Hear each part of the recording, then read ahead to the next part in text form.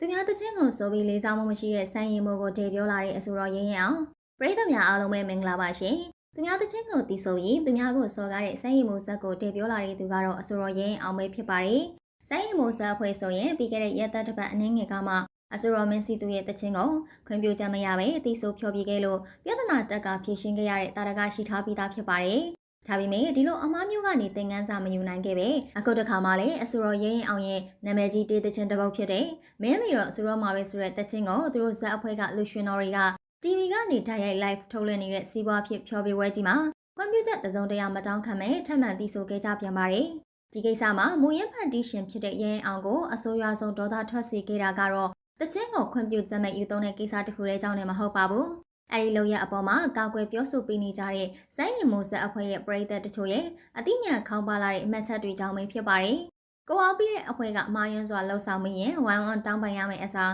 ငါတို့ဆက်အဖွဲ့ကလူရှင်တော်တွေဆိုပြီးလိုက်လို့မင်းတချင်းကပိုပြီးနာမည်ကြီးသွားတာကျေးဇူးတင်ရအောင်မယ်ဆိုတဲ့ပုံစံမျိုးနဲ့အလွန်ရိုင်းဆိုင်ပြီးစီးလော့ဝါလော့ဝင်ရောက်ရေးသားခဲ့ကြတာဖြစ်ပါတယ်။တကယ်တမ်းတချင်းတစ်ပုဒ်ပေါ်ပေါက်လာဖို့ဆိုတာအစတော်တယောက်တည်းစတူဒီယိုထဲကိုဝင်ပြီးကောက်ဆိုလိုက်ရုံနဲ့ပြီးသွားတဲ့ကိစ္စမဟုတ်ပါဘူး။တန်စတဲ့စာသားဖန်တီးရတဲ့တေးအတန်ဖန်အင်ဂျင်နီယာတေးဂီတာဖန်တီးသူစတဲ့ကျွမ်းကျင်ပညာရှင်လူပေါင်းများစွာကနိမအားညာမနာအချိန်တွေပေးဆက်ရသလိုငွေကြေးသိန်းပေါင်းများစွာယင်းနှမြုံနှံပြီးမှထွက်ပေါ်လာရတဲ့အမှုပညာချွေးနှဲစာစစ်စစ်ဖြစ်ပါတယ်။ဒါကိုအလွယ်တကူယူဆိုပြီးငါတို့ဆိုပြီးလို့နာမည်ကြီးတာလို့ပြောဆိုလာခြင်းဟာမူရင်းဖန်တီးရှင်တွေရဲ့နှစ်ပေါင်းများစွာစူးစမ်းအထောက်မှုနဲ့ယင်းနှမြုံနှံမှုတွေကိုပြောင်ပြောင်တင်းတင်းဆော်ကားလိုက်တာလေးဖြစ်ပါတယ်။ဒီလိုစီကံမိတ်မှုတွေနဲ့ညာနာမိုဘိုင်းခွင့်ချိုးဖောက်မှုတွေအပေါ်ရရင်အောင်ကတော့ရင်ငုံနှုတ်ပိတ်မနေတော့ပဲလူမှုကွန်ရက်ကနေပြက်ပြက်သားသားတုံ့ပြန်ဖြည့်ရှင်းလာခဲ့ပါတယ်ဒီလိုအဖွဲ့အစည်းဒါမှမဟုတ်အစုအဖွဲ့တစ်ခုရဲ့ logo တက်ပြီး live မှာဆိုဖို့ဘသူကိုအကြောင်းကြားပြီးဘသူစီကခွင့်ပြုချက်ယူထားတယ်လဲဆိုတာသိချင်ကြပါတယ်လို့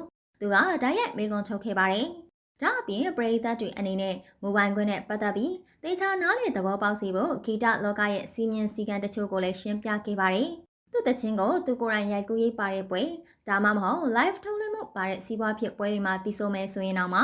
အဆိုပါတချင်းကိုဖန်တီးပေးခဲ့တဲ့ music producer တွေကိုမဖြစ်မနေအကြောင်းကြားရပြီးသူတို့ရတဲ့ရထိုက်တဲ့ရဂိုင်နှုန်းကိုတေချာပေးချေရပါတယ်လို့ဆိုပါတယ်။ဒါဟာနိုင်ငံတကာဂီတလောကမှာလည်းကျင့်သုံးနေတဲ့အခြေခံစည်းမျဉ်းတစ်ခုဖြစ်ပါတယ်။ရဲရအနေနဲ့အမှုပညာရှင်အချင်းချင်းနားလည်မှုရှိပါတယ်။သူတချင်းတွေကိုစီးပွားဖြစ်မဟုတ်တဲ့ရိုက်ကူးကြီးမပါတဲ့အနေကအသေးစားဖျော်ဖြေပွဲလေးတွေမှာတီးဆိုဖို့လာရောက်ခွင့်တောင်းမယ်ဆိုရင်ကြီးကြီးဖြူဖြူတီးဆိုခွင့်ပြုလို့ရှိပါတယ်။ဒါပေမဲ့အခုလိုမျိုးစီးပွားဖြစ်လိုက်လွှင့်တဲ့ပွဲကြီးတွေမှာအလွယ်တကူခိုးယူသုံးတာမျိုးကိုတော့အခုရောနောက်မှာပါလုံးဝနားလည်ပြီးလို့မရနိုင်ကြောင်းနဲ့မိမိရဲ့တခြင်းတွေကိုရှုံသုံးခွင့်မပြုကြောင်းကိုပြတ်သားစွာတားမြစ်သွားခဲ့ပါတယ်။သုံးသပ်ရရင်အနုပညာရှင်တွေရဲ့ညာနာပိုင်ဆိုင်မှုကိုတန်မိုးထားလေးစားတတ်တဲ့ယဉ်ကျေးမှုတရက်မြန်မာနိုင်ငံမှာအမြင့်တွေလာဖို့အလွန်လိုအပ်နေပြီဖြစ်ပါတယ်။ပရိသတ်တို့အနေနဲ့ရောခွင့်ပြုချက်မရပဲသူများတခြင်းကိုတီးဆိုခဲ့တဲ့စိုင်းရင်မိုးနဲ့ဇက်ဝဲပေါ်ဘယ်လိုမျိုးထင်မြင်မိကြလဲဆိုတာကောမန့်မှာပြောပြပေးခဲ့ကြပါအောင်ရှင်။